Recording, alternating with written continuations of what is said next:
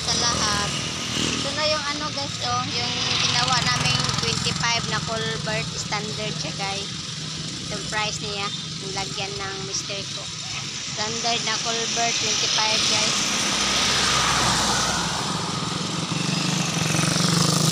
Yan guys. Dinisplay namin guys para kung mayroong mag-order, magawa kami guys. So, ito guys, oh ano guys, kalahati ng 24. Ginawa namin kalahati para magaan lang siya pag iuhulog sa balon guys, kasi pang balon ito guys. One half na 24 guys.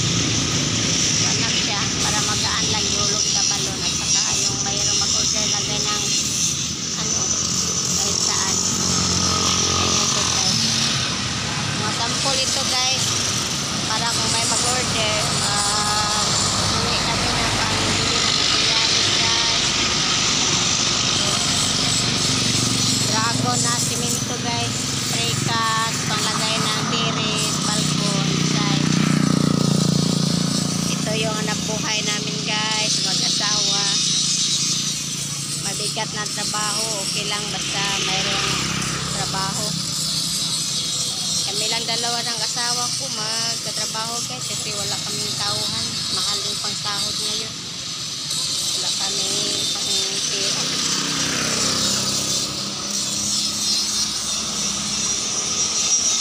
Sana mayroong mag-order para mayroong kaming gagawin sa Mr. Ko. Ito lang kami sa Trento, Agusan del Sur guys, Philippines. Tapat ng JB Appliances. Thank you for watching. Mayroon kaming kapitbahay dito na siya. Si Tata. So, si Tata Galamiton, kay Ma'am Galamiton, kapitbahay namin. Shop yan guys, shop. Magpa-shop kayo ng sasakyan dyan. Magpintal din sila guys.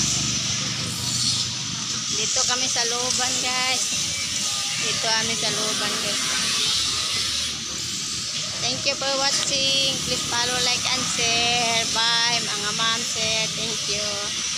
Arigato gozaimasu. Salamat sa iyong panonood. Sana supportahan niyo ako. Thank you. Bye. Enjoy.